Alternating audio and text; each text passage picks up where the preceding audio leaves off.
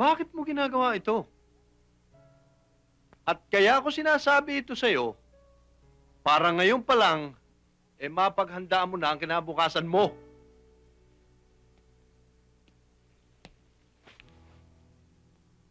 Dad, pwede yung kinabukasan ko. Bukas na lang natin pag-usapan? Oh, sige, sige. Oh, huwag mong mamasamayin yung sinasabi ko sa'yo, ha? Para rin sa kabutihan mo yan. Alam ko naman yun eh. Thank you. Bukas, ha? Pag-uusapan natin uli ang kinabukasan mo.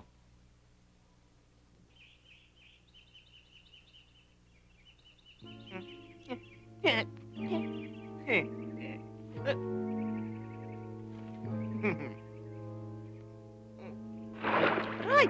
Ma'am! Juan, Hi. anong ginawa niyo sa kanya? Bitiwan niyo nga yan kundi sa akin.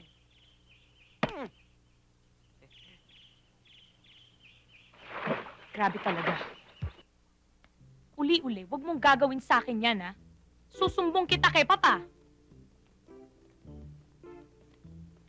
Oh, dalian mo na. Kailangan mauna ka. Puntahan mo na si Piskar. Hi, Kasi Pa. boss eh. Oh, sige na, sige na. Oo. Hello, Iha. Oh, Iha.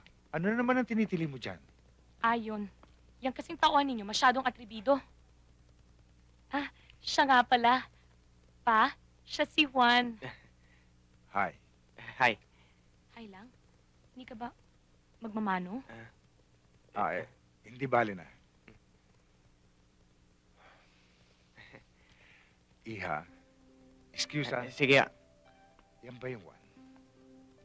Oo, bakit? Ano naman ang nagustuhan mo dyan? Kulang sa height yan. Pa, height lang. Ah, Siya nga pala, magsha-shower lang ako, pa. Ikaw na muna bahala kay Juan, ha? O sige, Iha. Juan, ikaw naman, huwag ka nang masyadong mahihiya kay Papa, ha? Hmm?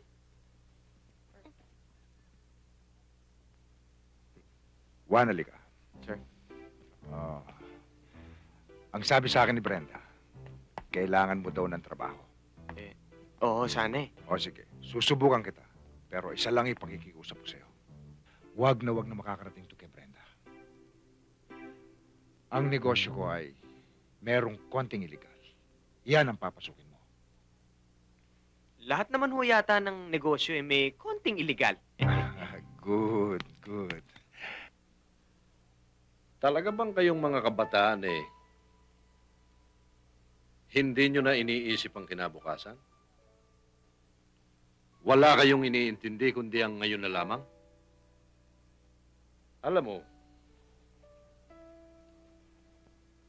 tanggap ko na sa sarili ko na sinuway mo ang kagustuhan ko nang tumigil ka sa pag-aaral. Pati na ang lifestyle nating dalawa na nasa magkabilang dulo. Pero ang hindi ko maubos maisip, kung bakit? Bakit mo ginagawa ito? At kaya ako sinasabi ito sa'yo, para ngayon pa lang, mapaghandaan mo na ang kinabukasan mo.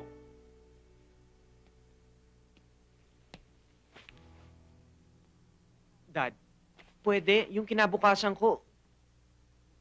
Bukas na lang natin pag-usapan? Oh, sige, sige.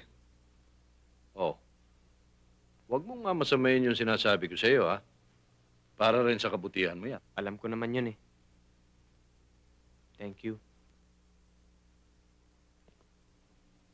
Bukas, ha? Pag-uusapan natin uli ang kinabukasan mo.